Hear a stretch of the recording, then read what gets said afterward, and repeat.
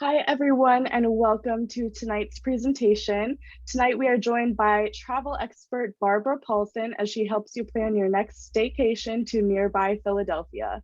Reminder, please remain muted during the presentation. You can send any questions you have throughout in the chat, and as always, there will be an opportunity at the end to unmute for Q&A. If you enjoyed tonight's presentation, make sure to check out our website and register to join us again next week. Without further ado, Barbara, take it away. Thank you, Dottie, and good evening, everyone. I'm looking forward to sharing my experiences in Philadelphia with all of you who like to travel. Sadly, most of us not able to travel very far right now, but Philadelphia is close enough that maybe we can get out there and enjoy some of these off the beaten path places in Philadelphia. My shtick, if you will, is mostly places that people haven't been to or maybe have heard of, maybe they've been to, but generally off the beaten path. And by way of background for this presentation, I did live in suburban Philadelphia for many years and travel there quite often to see some familiar haunts, find new places to explore, and get a decent Stromboli. I'm happy to share a few of these experiences and recommendations with you today, including, as shown, little pop up there. Things to share with you today, like William Penn, you see at the top of City Hall there in the lower right-hand corner. And as I'll be going along here, if any of you just joined and did not get the handout, there is a link to that in the chat box, roughly going in the same chronology, I believe, that is in the handout.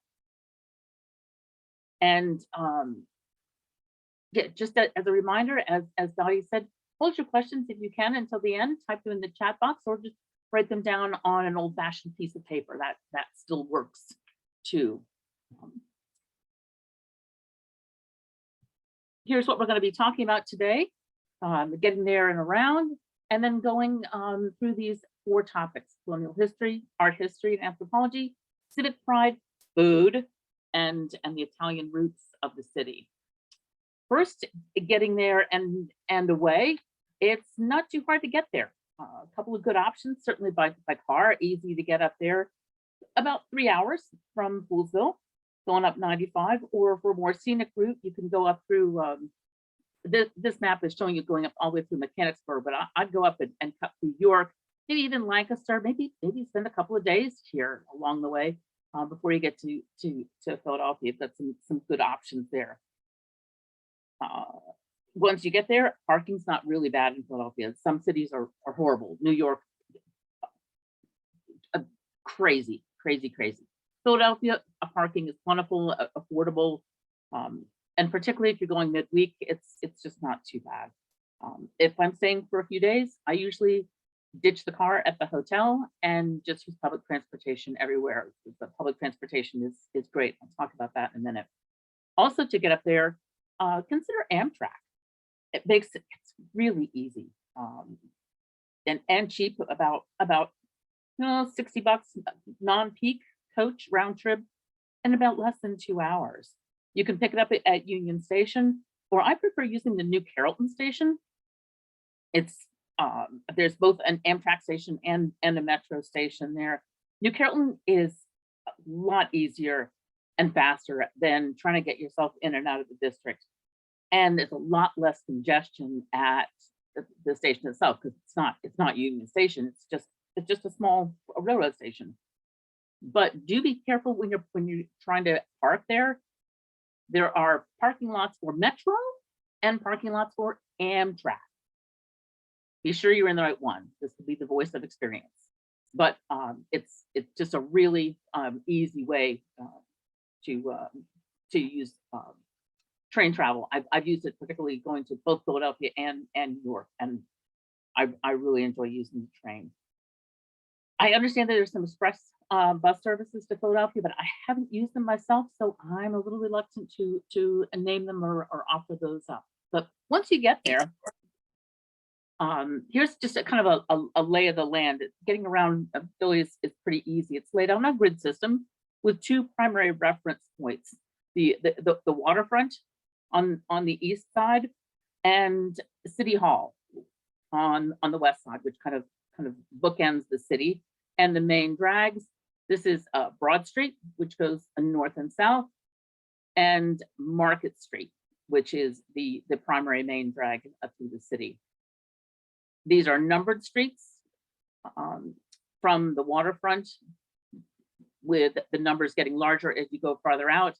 And if you are north of Market Street, it's called North 9th Street, or South 9th Street. Most of the cross streets are named for trees: Chestnut Street, Walnut Street, a couple of the main drags here. Pine is somewhere around there. But that's kind of the general lay of the land, and easy to get around. You can kind of, once you figure out where you are, you can I need to go toward the water to get to that other street. And getting around, as I mentioned, pretty easy with public transportation. It's super affordable and very there's a lot of it. You can find somewhere to get around.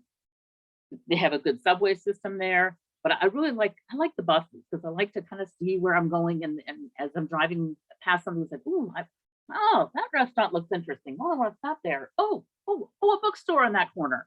Oh, I want to come back this way. So I prefer the buses. There is a local loop bus called the Flash. Note the unusual spelling, kind of the Philadelphia Flash. That's, like I said, it's a loop, and it pretty much runs the downtown area. I really like it because it's fast, and it goes wherever you want to go. The local buses were great for some of the unusual places you might want to go, but of course they're designed to stop every few blocks and let people on and off. The Flash focuses on stopping on maybe a dozen or so of the main attractions, so it's a really good way to get from one end of town to the other relatively quickly. And my favorite thing to do in a city is walking. Philadelphia is a very, very flat city, easy to get around, and I love walking tours. They're generally topical. Of course, there's a lot of history ones in Philadelphia, but there's a lot of interesting topical ones. Usually there's a ghost one, or a lot of food related ones. I encourage you to check those out too.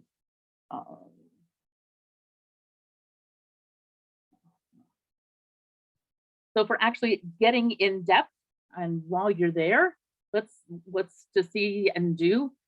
Let's start at the beginning. Let's start with the colonial history, 1776. So much of our nation's history began with the colonial chapter in Philadelphia. And yes, you can see Congress Hall, where the Declaration of Independence was hammered out, and the Liberty Bell. But why not try some lesser known attractions that provide a deeper understanding of some of the people and events at these times? I really like the Ben Franklin Museum. What I really like about this museum is that it's not just a chronology of his life and numerous contributions to science, statesmanship, civic institutions, etc., but a deeper look into what made him tick. There's so much more to the man than flying a kite in a thunderstorm. Of course, he's famous for that. As I mentioned, the museum is not laid out in strictly chronological order, but it's divided into 5 rooms, with each room focusing on a particular trait of his famously large personality. I particularly enjoyed the section on strategic and persuasive. This was the topic here, and this is from one of the placards that they had at the entrance. His famous quote is, "Life is like a kind of chess," and he was a famous, not famous necessarily, but an avid chess player in his day. But overall, his ability to negotiate, to analyze, and coax was very much a part of his persona. And as you can see in the painting in the lower right, his diplomatic skill was quite large, and this famous painting is of him speaking with Louis XVI and Marie Antoinette, pleading the colony's plight to them. Another of Ben's traits was being ambitious and rebellious. And it wasn't just that he founded a newspaper, which was pretty cool, but that he did so to further communicate his ideas and rally support for them, and to further his business interests by getting government printing contracts. Penniless at age 17 to early retirement at age 42. Certainly takes a very hearty dose of ambition and chutzpah. There are 4 other key themes to explore in the museum, but I'll let you discover those perhaps on your visit. And speaking of exploring, I'd be remiss if I didn't tell you how much I enjoyed the different ways to explore this museum. There are lots of videos like the one on the left, which is actually made to look like a picture frame, but while you're in front of it, this image continues to change and it's actually a video. There's also interactive displays, like you see on the bottom here, and good old fashioned, let's look at those objects and read about them. I'd love to show you just a brief video here on what it's like to actually tour the museum.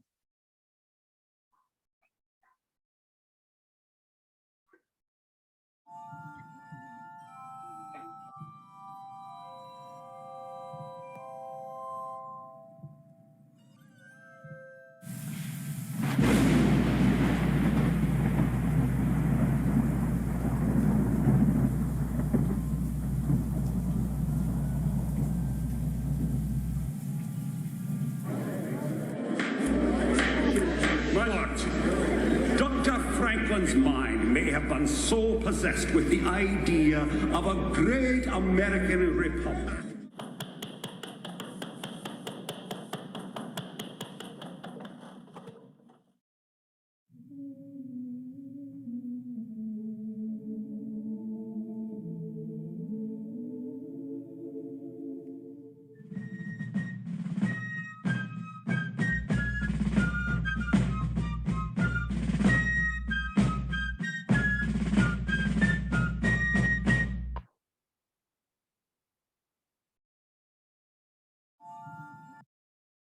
So that was just a little taste of what it's like to see the inside, but don't forget to go outside, because this museum is actually immediately adjacent to where his home once stood.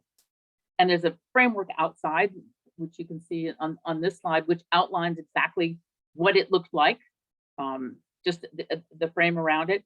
And there are some excavations into what the house actually looked like. And these kind of tan things are actually, you can look down into it, and there are mirrors set up so you can see exactly what the kitchen looked like underneath, because of course, cities over time do build up, and this was in the basement part of their house at the time. There's also some really good signage and explanations here too, to help you fully enjoy not just what's inside the museum, but outside and where his home stood. For a little more dose of history, the National Constitution Center is a museum and national town hall for constitutional dialogue. It's not just about the artifacts. It sounds a little bit dry, but these guys are tops at really making the Constitution come alive for all ages. They have a great depth of content and use some pretty high tech to complement the traditional exhibition of documents, to give something for everyone, and as much as you want museum experience. You can just do a little, you can do a lot. There's lots of different ways to really enjoy this museum. Your visit starts with a 17-minute multimedia video and live actor production of the evolution of the Constitution from 1787 to the present. There's a scene from this production on the left there with a live actor. It's called Freedom Rising. It's the name of the video. And it's presented with 360-degree projection, state-of-the-art sound and lighting. Very, very, very entertaining and informative. Kind of wild, actually. Next, as you can see in the center bottom here, you can walk around 42 life-size bronze statues of the founding fathers, just in the edge of these. You can see there's a person there, there's a person there. You can just walk around. It gives you a real sense of being there. And then, of course, start looking at the main attractions. The We the People exhibit has over 100 multimedia elements, as well as more traditional features, such as Justice Sandra Day O'Connor's actual Supreme Court robe. That's there on the right. It takes you through events that led up to the Constitutional Convention, debates between the delegates, and the compromises that led to the Constitution that was signed in September of 1787. But it's not just about the original Constitution, but how it's been amended and interpreted and continues to be interpreted over the years. There are beefy exhibits on Civil War and Reconstruction, which covers how constitutional clashes over slavery set the stage for the Civil War. And the 3 constitutional amendments passed between 1865 and 1870, which ended slavery, required states to respect individual rights, and promised, maybe weren't able to deliver as well, but promised equal protection to all people and expanded the right to vote to African American men. This exhibit also includes a copy of the Emancipation Proclamation signed by Lincoln himself. Another great exhibit, the 19th Amendment, How Women Won the Vote, includes artifacts and biopics of the key players, Elizabeth Cady Stanton, Alice Paul, and Ida B. Wells, and the hard-fought struggle for women's suffrage. One of the things I especially appreciate about this museum isn't actually there. It's their very rich set of online resources. And I think I've put some links to that in the handout as well. There's lots of interactive online discussions about constitutional issues, podcasts, videos, and just lots of other links to resources. There are videos of scholarly exchanges with leading constitutional scholars and practitioners such as George Will, Supreme Court Justice Neil Gorsuch, and many others. Another thing I really appreciate about them is their commitment to inclusion. I noticed on their website recently, they have sensory-free Sundays for persons with disabilities for whom sensory overload is an issue. And I really value those sorts of commitments. Now let's take a look at some other types of history, both from this area and from around the world. I love the Philadelphia Museum of Art. Been there many times, almost always try to squeeze that into whatever trip I'm taking there, a visit there. They had a recent renovation, which has hugely expanded the gallery space for their permanent collection and for special exhibitions, and made it just so much more inviting. But it can be overwhelming and a bit tiresome because you really just want to keep on seeing all the beautiful art, and you finally get to the point where you're so exhausted you just want to drop. I would never dissuade anyone from visiting here, but as an alternative, consider this more modest art history option, the Pennsylvania Academy of Arts, which is both an art school and a museum, the first in the country. As you can see from these photos, that the art's not just on the walls. The architecture and architectural elements are just stunning, and particularly in the heart of colonial Philadelphia, these Gothic arches, the bright colors, the uses of the tiles, and the cast iron railings you see in the foreground in the middle picture there. It's really a beautiful building. But there's also, don't miss it, another building right next to it that houses contemporary art, and it's a very contemporary building, very exciting to go through here. But I just am showing for now the old building. They call them the old building and the new building, not surprisingly. The archways. I was just so surprised when I went through it. And you can see from some of the bright colors here and the architectural elements inside as well. These blue topped and bottomed pillars are actually structural elements that are holding up those I-beams there. They've even put quite a bit of thought into making these both structural and decorative elements. When you know, even when the I-beams are worth looking at, it speaks to the how interesting this museum is. But don't forget, while you're here, to look at the art. Thomas Eakins, the Gross Clinic is their prize, the centerpiece of their collection. Many other works by him. He was an alumnus of the Pennsylvania Academy of Fine Arts, a local boy who became quite the master. Other famous alumni, Gilbert Stuart, a work of his is shown here on the left. Mary Cassatt, her work isn't shown on this slide here. Mary Cassatt went here. Edward Hopper, John Singleton Copley, but the collection features many works of artists that weren't necessarily students here. You can see some of those on the right from some of the different styles. I loved the sculpture there on the top right. How an artist can see that in their mind's eye in a pile of marble and bring that to life, always, particularly sculpture, is amazing. They also have a deep commitment to women in the arts. The Linda Lee Alter collection of art by women spans the 1910s to the first decade of the 21st century, including Alice Neal, Louise Nevelson, and many others, from the well-known to the underappreciated. And one of the things I especially love about visiting here is supporting the teaching mission of the Academy. Most of the docents are actually students there as well, which, you know, they bring it alive, that with their youth, their depth of knowledge, their enthusiasm. And I like that. I like that. Again, nothing crusty about that.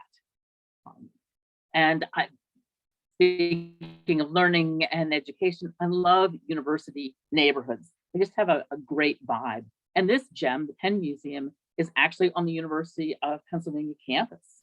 The Penn Museum, founded in 1887, is one of the world's most respected museums in the field of anthropology and archaeology.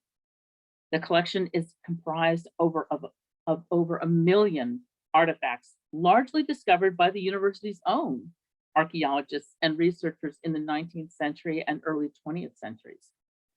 The galleries are organized by geography and culture and include China and Japan, the Middle East, Egypt, Mexico and Central America, Native Americans, ancient Rome and Greece, and ancient Israel. The collection is massive. Like I said, 1 million objects. You could definitely spend hours here. But if you want a quick hit, don't miss the Sphinx in the photograph there in the lower right corner, and take a global guides tour. It kind of gives you the broad brush and the highlights. I'd also suggest, which I do for many museums, download their museum map ahead of time and browse their website a little bit and get yourself a game plan, because you could be there for a really long time. It's very interesting. Just a couple of things that I'd like to show you, a couple of highlights for me, at least. From left to right, on the far left there, a coconut grater from the Oceania collection. In the middle, a sword from the Middle East, circa 800 BC. And a Navajo rug on the far right from the turn of the last century. And like I said, oodles more, but here that's just a little smattering there. But bringing it back a little local, civic pride, as you can see in the Mummers Museum, City Hall, and the Eastern State Penitentiary. And it doesn't get much more colorful, speaking of local color, than the New Year's Day Mummers Parade. It's as iconic for Philadelphia as cheesesteaks. They're a Philadelphia institution like no other. Each year since 1901, thousands of people participate in the parade, many wearing elaborate costumes costing tens of thousands of dollars to make and weighing well over 100 pounds. The origins of the parade are a little bit fuzzy, but it seems to be based on some folk plays from Britain, but that has long since evolved into just a truly unique. I rarely use that word because it's overused and not always accurately, but I don't think there's anything quite like the Mummers Parade. These costume performers celebrate in all their finery just once a year. I mean, these thousands of dollars, these hours that go into rehearsing, the string bands, just for that one day, New Year's Day. And in only 3 years has it ever been canceled, including 2021 due to COVID, but they were back at it this year. It's a crazy time. The route is the same every year, shown on the right-hand side, right down Broad Street, that main north-south artery. And it's been the same route forever, from the city's working class neighborhoods in South Philly, where a lot of the bands have their workshops, and where they live right up Broad Street to and around City Hall. And I want to show you just a brief clip from that, from a recent event. Welcome back and Happy New Year. I'm Kelsey Fabian. Let me get this going here. Undead into the Wild West. This is their first prize 2018 performance. Let me get that volume up a little bit.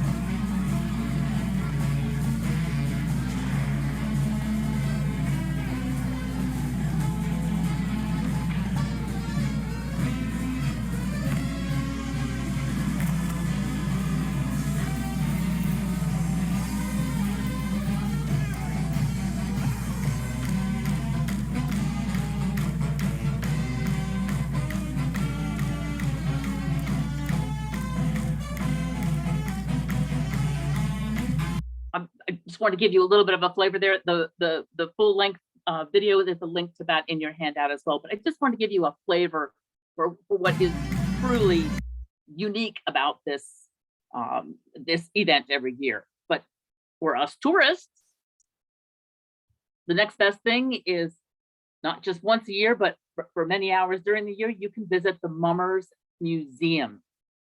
And this again is in South Philly, where a lot of this originates, where the workshops are, and where the working folks are who always strut in the parade. This is not a highbrow, elitist sort of event. It's one of and by the people, kind of referencing back to that Constitution thing. But there is an entire museum dedicated to preserving the history, meaning, and most of all, the costumes of the Mummers. There's a display area downstairs where you can get quite close to about 20 or so actual costumes, like the one on the left. They're mirrored, sequined, feathered, so much detail. And like I said, they can weigh up to 100 pounds. The more outrageous, the better. And of course, for a television audience or for any audience that's at a distance, they have to be a little bit or a lot over the top. And of course, while you're there, you can watch a videotape performance of the Mummers in action. Upstairs in the museum are more costumes and details about the history of the traditions, like the difference between a fancy and a comic costume and how the string bands originated. But the best bit kind of comes at the end, where you can deck yourself out in Mummer style with one of the bejeweled costumes on they have a rack there, and you can just take one off and try it on, and even attempt the performer's signature Mummers strut, which is kind of a comical kind of dance or walk, pumping your arms, sort of a cross between the Funky Chicken and a waltz, if you can imagine that. And I dare you to. but it's a lot of fun to wind up your experience doing that. Some of my fellow museum visitors are shown in the borrowed costumes in the photo on the right. The center figure in blue was our docent and a former multi-year parade veteran who told great stories about how they kept warm with some liquid refreshment, many of them on those cold New Year's days. The spirit of mummers lasts all year, and they feature regularly Thursday evening string band concerts, at least pre-COVID. Sadly, those have had to go a little bit by the waysides. And remember, I mentioned in the Mummer Strut all the way to City Hall, part of their route. Well, once you get there, they could have stopped and taken a tour, and you can as well. As shown in the photo on the left, the view down Market Streets and Broad Street, they effectively dead end at City Hall. That's the intersection, the center of the city. And it's this massive City Hall building. It's hard to even photograph it. There's kind of a wide angle lens view at the top right. It covers an entire city block with this one big square building. It is massive. It's 548 feet tall. And for many years, zoning restrictions prevented any other structures taller than William Penn, who stands on the very top. And I noted on the cover of this presentation as well. And it's not just that it's tall, it's all brick, configured of 88 million bricks, more or less, with walls up to 6 feet thick in places. This the world's highest masonry load-bearing structure and a National Historic Civil Engineering landmark. And it's also amazing for the architectural details, not the least of which is the statue of William Penn, sculpted by Alexander Milne Calder, Scottish-born, but locally grown here in Philadelphia, and contributor to many Philadelphia artistic treasures, and grandfather of Alexander Calder, the modern sculptor and mobile specialist whose work hangs in many famous museums, including the local Philadelphia Museum of Art and our own National Gallery East Wing here in DC. That's Alexander Milne Calder, and in the photo there on the lower right, with a brass casting of the head of William Penn. Definitely worth poking around here a little bit, not just on the outside, but on the inside. There are real, non-virtual tours inside that are very interesting. No, they don't visit all 700 plus rooms of this building. It's kind of like the Pentagon with 4 wings instead of 5. It's around a central courtyard with concentric circles of offices. It's still very much the active seat of the city's administration, but they do let you see on tours some active places. Of course, you know, people still working, but you can see some of the places where they do hold regular meetings, and they're quite swank. The picture there on the top left, inside the city council chambers, they use it every day, and it's certainly a much more beautiful than what you would expect of a typical modern conference room. The tour itself, and you must be on a guided tour to visit. You can't just roam around in there. It explores these spaces and presents a great deal of the context of the history, art, and architecture of the structure. And as a bonus, and with a little separate tour fee, you can also go to the top to top off your visit, pun intended, with a beautiful panoramic view of the city. It's, as I said, you're 548 feet above ground. Just do be prepared. The elevator going up that high is very, very, very small. So it's not for the claustrophobic, but I mean, it doesn't take you that long to get to the top, but just be aware. You don't want to get surprised. And here's just a quick view of that.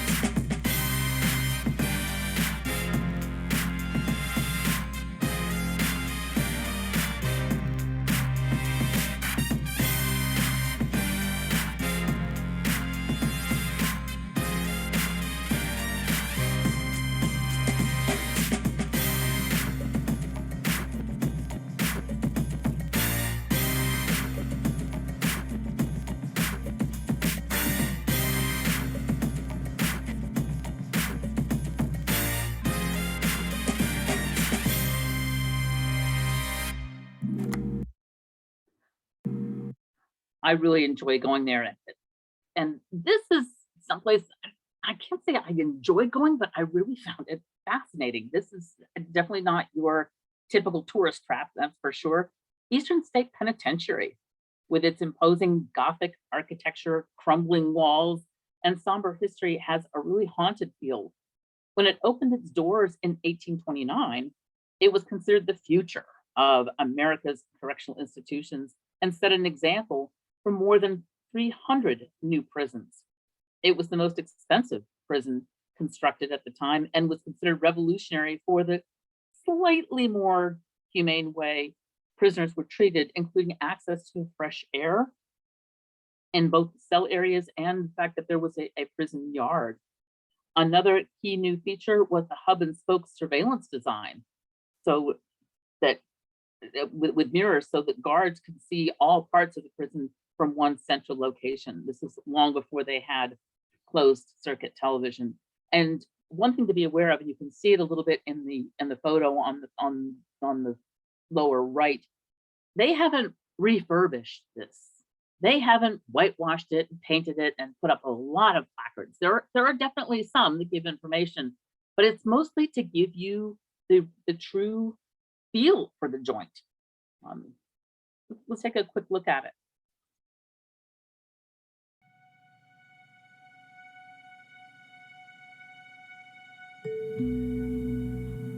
We consider Eastern State America's most historic prison. It was opened in 1829, so we see copies of Eastern State all over the globe, making this arguably history's most influential prison. I'd say when I first started here that most people were here for the dark tourism side of things, to hear about escapes and Al Capone and Silver Era gangsters, things like that. But I've really seen a change in our visitors, especially in the last 5 years. I'd say there's a lot of people coming here to learn about criminal justice reform, social justice, to hold discussions and dialogues about really the shortcomings of our criminal justice system. So we're really trying, again, to connect the past with the present here and learn something from the legacy of America's most historic prison. I would define dark tourism as a site or institution whose history or content or subject matter has to do with something morbid: pain, suffering, trauma, death, dying, these kinds of things. Eastern State's often known as the world's first true penitentiary, and what that means is a building designed to inspire regret. And a big part of how the prison officials did that was, again, through architecture. The outside of the building resembles a Gothic castle.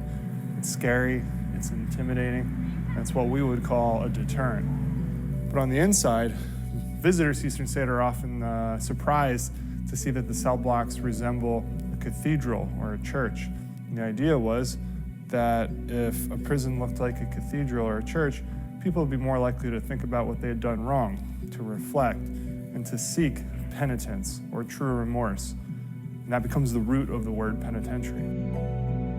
People are really fascinated in penitentiaries. Alcatraz is one. Again, I've included a full version of that, this video in your handout as well. But it's not all doom and gloom.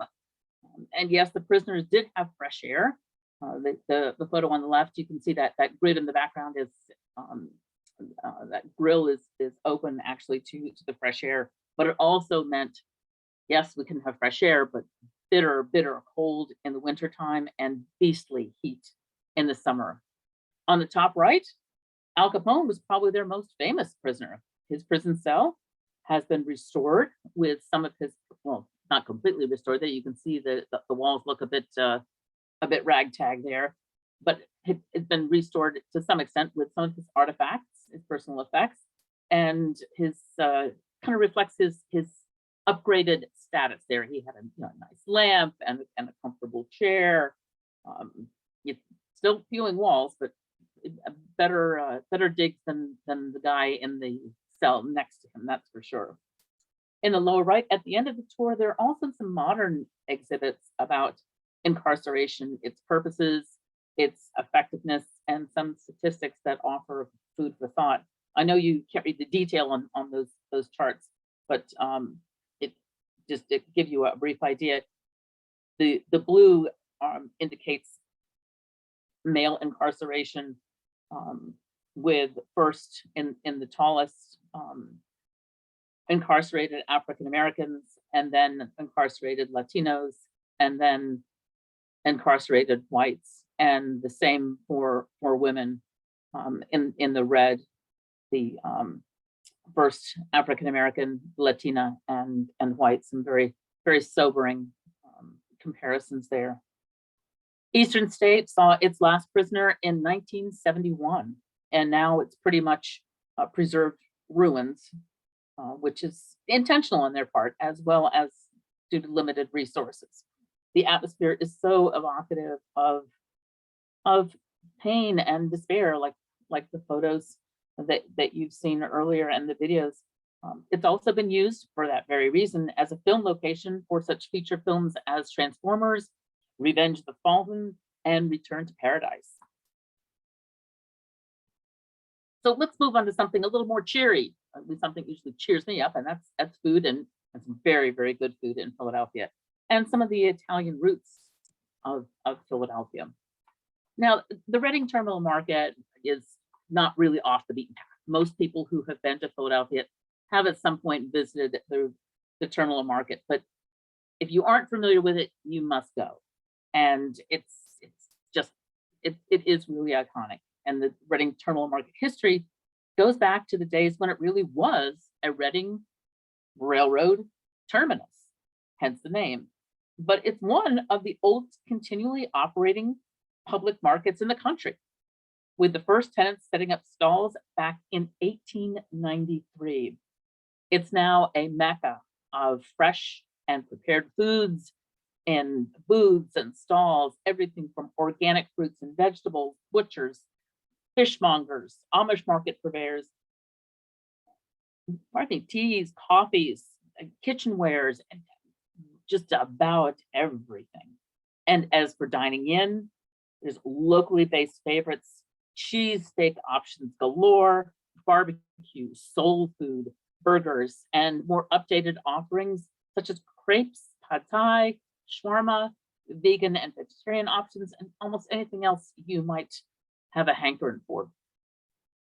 There's a pretty lively lunch crowd here from local offices and retail during the week, but Saturdays are not too bad, pretty reasonable. But be aware that the Amish markets are closed on Sundays. Some of the iconic experiences of being here are getting an ice cream cone from Bassett's, LD Bassett Inc., which has been here since it opened in 1893. And I love also on the far right, watching pastry chefs hand fill cannolis. They do it just as quickly as you and I, can do anything. Pick up our car keys and walk out the door. They are stuffing these cannolis. Just it's an art form. They have these huge bags overhead filled with the mascarpone, and just swoosh it right into those cannolis. They are wonderful. Some of the hardest decisions you will ever make in your life are which Italian bakery to buy from, and exactly what specialties to buy. The biscotti, the pasticciati, the sfogliatelle. I usually buy from Termini Brothers. You can see their logo there in the lower left, and you can see just a little bit on the edge of her tray there as she's filling those cannolis. But try them all. Why not? Why not? Also, for another great taste of Philadelphia, you really must check out DeBruno Brothers. They've been a longtime favorite of mine and of everyone in Philadelphia. They have 2 locations in Center City now, but I really prefer the original one at the Italian Market in South Philly. The whole experience, and especially the service, is so authentic. Even with a line stretching out the door on a busy Saturday. They treat you as if you are the only customer in the joint.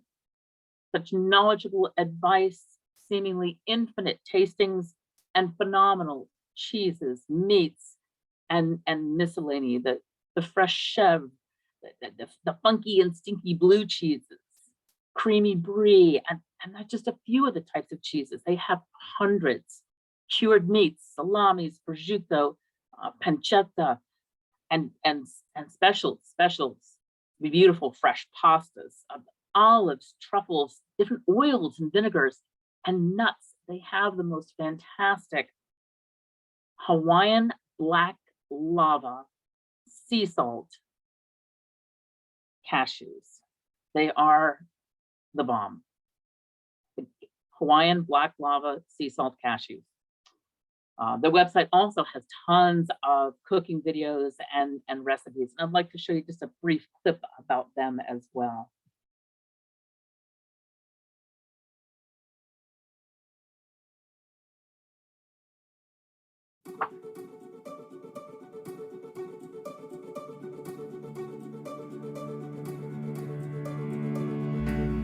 Our 75th anniversary is not only a special time for our business, but one for our family as well. 75 years. That's an amazing run. Well, there is no place like this. I love coming to work here every day because of the fabulous group of people that I work with. I love all of the food that we deal with. Everything from known as meatballs, my grandmom's recipe, right to crab block smoked salmon, our fresh mozzarella that we do on our chicken parm every day. I mean, everything is just unbelievably fresh. Truffles, jams, jellies, confections, chocolate. I really enjoy putting a good quality product out there. That's something that I really am excited about. When our customers come in, you're just like one of us, your family, your friends, and we feed you, and that's just what it's all about. The cheeses are always changing, and we rotated through about 900 different cheeses last year. Di Bruno Brothers has the best food and the best people in the industry. This is such a family-oriented business, and the workmanship and effort and dedication from all walks of life has come together here at Di Bruno's, and I love it. Oh, I know I just had dinner, but I'm hungry all over again. Oh, but there's more to see in the Italian market here. While you're there, and by the way, the Italian market is it's about a 6-block stretch of South 9th Street. And remember, I mentioned that all the South streets are south of Market Street, South 9th Street, just 9 blocks from the waterfront. There's a lot of truly local shops, more Italian bakeries, local florists. And the photo on the left just shows Grazia's Italian Market Spice Company. I usually stop in there too. Lots and lots of combinations and teas as well as spices. I love to stop there. And as you can see also in front of them, there's lots of fresh produce stands on the weekends. The vendors kind of, they stand in the streets, like the street is virtually closed down to traffic. The vendors stand in the streets with their wares on the sidewalk, and then the customers on the sidewalk as well. If I'm not needing any fresh vegetables and stuff, I usually go during the week when it's a little easier to get around because these folks aren't here. It does create a little congestion on the sidewalk, and I'm usually there more for the shops. And so I like to go on the weekdays. And I really enjoy this particular kitchen shop here on the right, Fancy's Kitchen Shop. They've been there decades. And this is just a photograph of their display of a small selection of the many coffee pots that they have. They have everything: waffle makers, pasta machines, candy molds, pastry bags of every size, lemon zesters, any type of gadget that you need, particularly for any specialties related to Italian cooking and any kind of cooking, French cooking, every kind. And it's all fairly reasonably priced. This is a local store. This is not Williams-Sonoma. They're renowned for their fabulous service, as I said, their selection, and they're happy to help you find anything, both within the store and out on the internet, special orders. You can special order something and say, I'll pick it up next month when I'm back in town. They're happy to do that for you or ship. They're very service oriented. I just really enjoy going there. And they also have a little coffee shop with some just wonderful coffees right next door. And speaking of some places to eat and drink, for me, the best pizza and cheesesteaks in town are right up the block. Here you can see by the street sign there. This is at, looks like, Charlotte and 9th. No, Christian, I'm sorry, Christian and 9th. Remember I said the Italian market's all on South 9th Street. This is kind of at the end of that market area, Lorenzo's Pizza. You can see on the right the size of that. You know, when you order a slice, this takes up 2 full paper plates. It is monstrous. It is delicious. Slightly greasy, which is the way I love it, but they've been doing this forever and they do it extremely well. It just is simply the best place to get a slice of pie.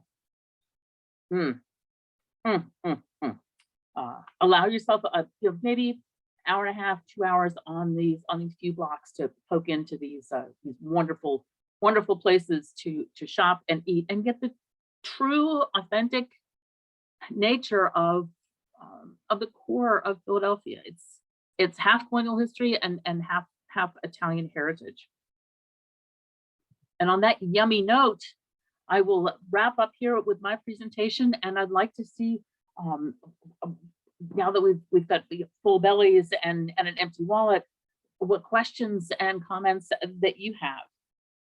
Oh, and actually, before I do, just a brief comment that I'd like to make. If you have interest in more areas of staycations in the Mid-Atlantic area, let Melissa know and Dottie, and we'll see if we can do some more of these as well. Would love to get your feedback on that through them, and particularly now for tonight, your questions and comments on Off the Beaten Path in Philadelphia. Hi, Barbara. This is Melissa. I'm sorry I got home a little late, so joined a little late.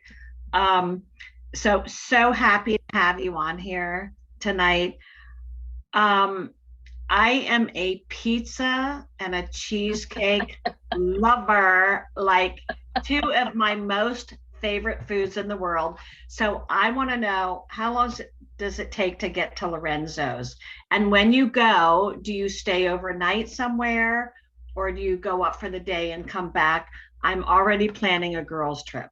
I think that is a wonderful idea. And I usually go up for a couple of days. Yes, okay. I know the area well, and you can easily get up and back. But for me, as long as you're going, why not just stay and really milk it for a couple of days? I usually do spend a night or 2 at least. I guess I know I'm only 2 hours from home, but there's always so much to do, and yeah, absolutely. And you could just eat for 2 days. Wonderful food. I would love that. That sounds amazing. And some of the museums, I am very interested in the Mummers Museum. I have a friend that lives in Doylestown. Mm-hmm. So I was talking to her about this, and she's like, well, what could they talk about besides the Mummers? I said, you have to join us. Barbara will know all kinds of stuff you've probably never heard of. But that's it. And it's such and I was telling girlfriends earlier tonight, so we're all already planning a trip. So I definitely want to go to Lorenzo's for the pizza and the cheesecake. There's very little seating. Let me just let you know that there's only about 4, maybe 6 tables. Most people are coming in. They're working people. They're coming in for a slice and to get caught up with their friends and sit at the little counter there. It is not fancy. You can see the paper plates there. But definitely, if you are in the hood that is the place to go. There's I love it. the two well-known competitive best cheesesteaks in town are at the opposite end, the far south end of that same South 9th Street Italian market. Lorenzo's is at the very north end. Pat's and Gino's are at the very bottom. Just wonderful. And I see from Marcia, there's a question about does Lorenzo's have Easter pie? I don't know. I don't know what Easter pie is. It they really do a very simple operation. It's pizza and cheesesteaks and hoagies. Okay. The Easter pie is, can you hear me? I can. Okay. The Easter pie is made with some sort of grain and ricotta cheese with candied fruit. And they interlace the top, and it's only sold and made around Easter. Yes. That is I believe that is pastasciati. And Lorenzo's is not going to have that. Lorenzo's is just pizza and cheese. Just pizza. Okay. But all of the Italian bakeries, yes, they are all going to have that, or they would be burned to the ground by the natives. and the Philadelphia pretzels, HAWCKW asks, they don't have them anymore. They used to be on every street corner. There'd be a guy selling hot pretzels, and eventually they wound up being more like cold pretzels. And I used to really enjoy them almost for the taste that the vendor would give them by his absolutely filthy hands. They always had just dirt underneath the nails, and but they were always good. But I have not seen a Philly pretzel in decades, sadly. Barbara, I used to live in Philadelphia a long time ago. And we used to buy the Philadelphia pretzels, and they were a nickel. Can you believe that? A nickel for a large pretzel. It was fantastic. Oh, and they would be just so wonderfully salty and warm. And yes. They went from big and warm to small and cold and gone. Yes. You know, another good place to see is the Franklin Institute Science Museum. That I've been there many times as well, and they have been keeping that pretty well updated. But I haven't been there a long time because I'm too busy exploring new places. But that is definitely a great one. And also for art lovers, the Barnes Museum. Yes. Is wonderful. They've moved it after many years and many court battles to a new location on the main city line there.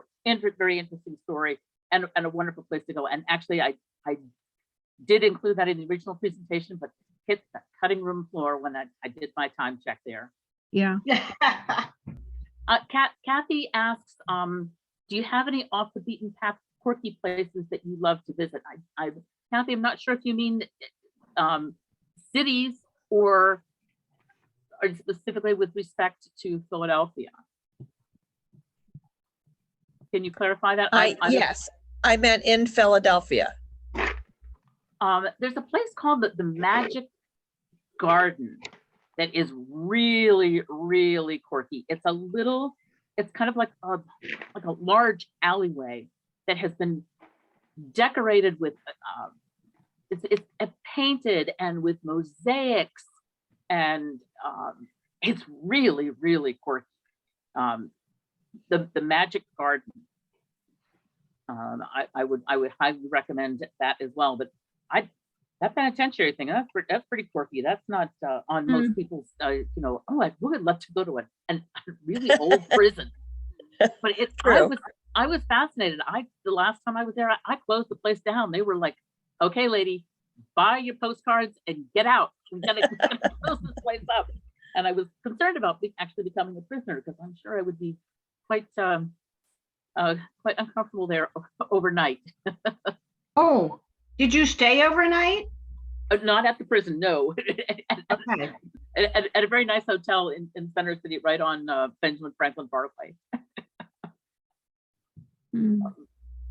And Julie mentions I would love to see presentations on other cities as well. I have I've been doing this for about a year and a half or so, and I have both things locally here, Richmond, the Brandywine Valley, Pittsburgh, Asheville, North Carolina, and several overseas off the beaten path, London, Paris, Florence, Vienna,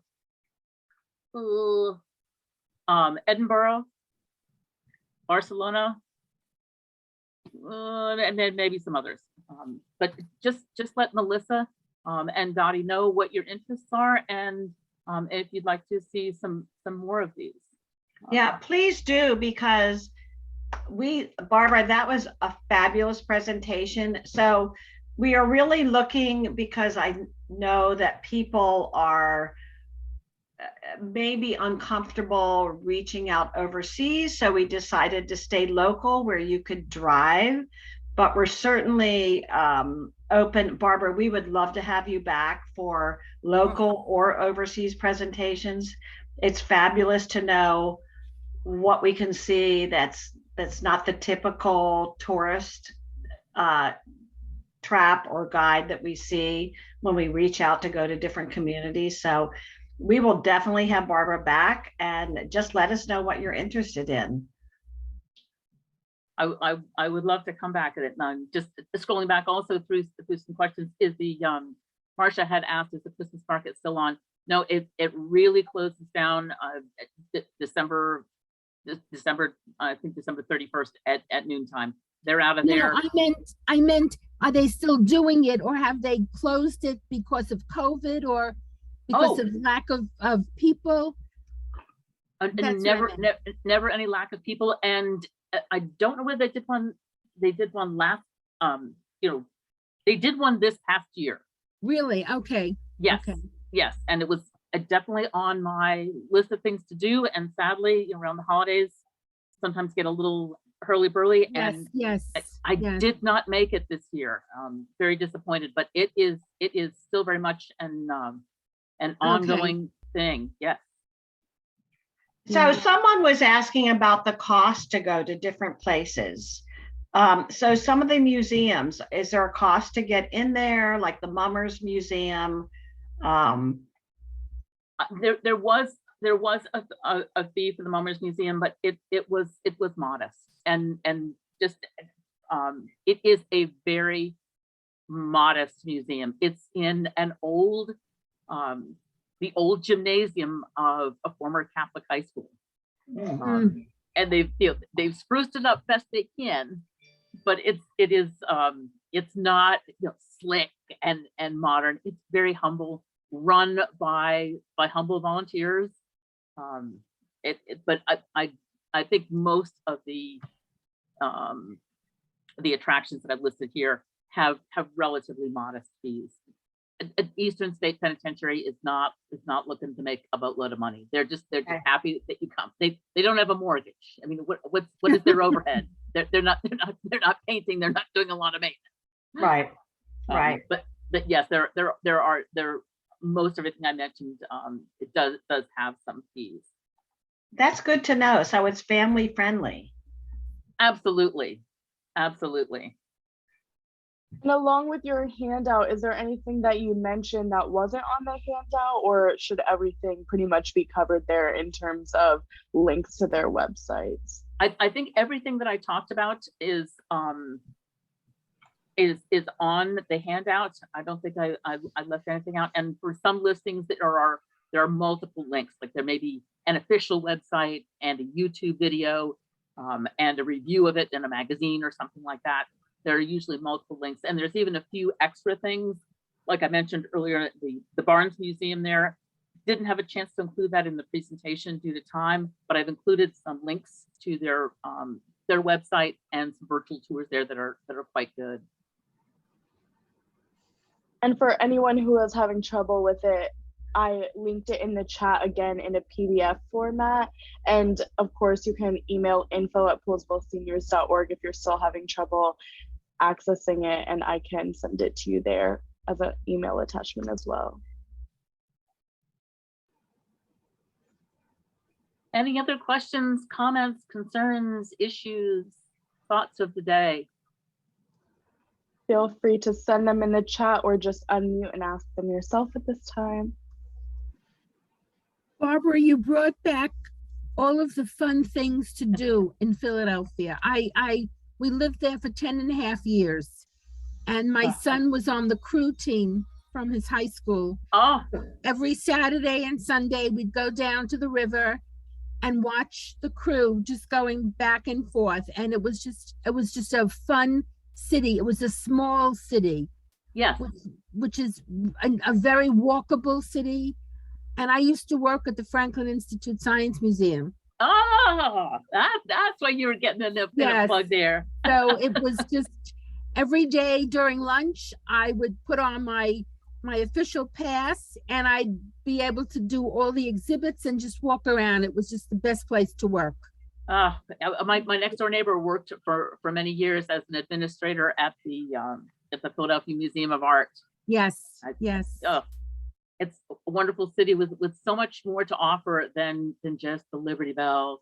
I got so tired of seeing that with every family friend or relative that came to town. We'd all pile into the station wagon, drive into the city. Across the street from the Bourse building, there was a footprint of the first White House. So it's right behind the Liberty Bell, and I don't know if it's still there, but it was there a good number of years ago. And they had it, as I said, they had, just like they did Ben Franklin's house with the open structures, that's what they had. And they talked about the enslaved people that George Washington took with him from Virginia to Philadelphia. And then they had to go back, because if you kept an enslaved person out of a slave state more than 6 months, that person became free if they were in a free state. And Pennsylvania was a free state. So George had to take his enslaved people back within 6 months. But it was amazing to see. I don't know if it's still there. I haven't been there in a long time. We never can get back as often as we want. Like. No. But hopefully now that things are opening up a little bit, we can at least, maybe we're not going to London or Paris, but at least we can go to Philadelphia or the Brandywine Valley or Richmond. I love Richmond. I go to Richmond also, once or twice a year as well, just to get off my sofa and move. Yeah, I think for those who are interested, we will definitely probably see Miss Barbara again soon with a presentation on Richmond. I think we absolutely love tonight's program, and I personally told her I would be super interested in a presentation about Richmond. I've got some family in the area, and I think that there is a lot to uncover there. So I would love to hear what you have to share with us from there as well. I look forward to another opportunity. Thank you, Melissa. Thank you, Dottie, and thanks to everyone on the board that continues to support and drum up more support for your organization. I'm happy to be a part of it today, this evening, and thank you all for joining me on Off the Beaten Path Philadelphia. Thank you so much. Barbara, thank you so much. It was wonderful. Barbara. I enjoyed this. Yes. Thanks, Barbara. Very nice. Yes, I hope you all enjoyed tonight's presentation and learned something new. If you think of any questions later, of course, you can email us at info@poolesvilleseniors.org and we can pass them on for you. If you'd like to unmute or turn on your camera to say goodbye, now is the time. If you're joining us on Facebook Live, please leave a like and a comment. We'd like to thank Barbara so much for this presentation, as well as our ongoing sponsors and contributors that help us keep our programs going, because we love putting them on for you. If you enjoyed tonight's program, please consider joining us for more upcoming events. As always, you can go to our website, poolesvilleseniors.org, for info and registration for all of our events. Thank you so much for joining, and have a good night. And just a quick shout out to Cora, who made this possible. Yes. Thank you, Cora. Thank you. Cora made our connection. Thank you so much. Yes. Barb, say hi to everyone in the class. I'll be back one of these days. We look forward to it. Thanks, Cora. Okay.